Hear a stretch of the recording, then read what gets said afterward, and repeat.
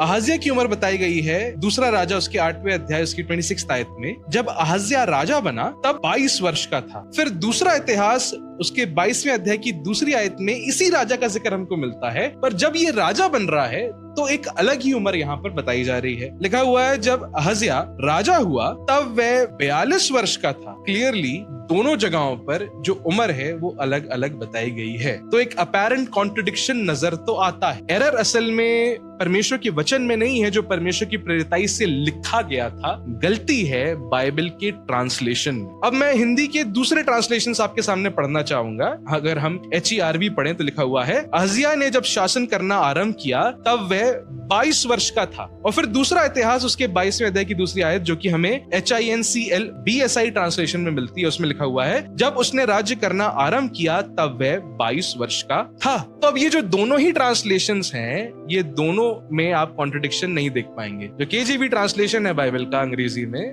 उसमें हमको 42 इयर्स देखने को मिलता है, लेकिन जो हमारे मॉडर्न ट्रांसलेशन है जैसे ESV हो गया और NET हो गया, उन दोनों में हमको 22 इयर्स ही देखने को मिलता है।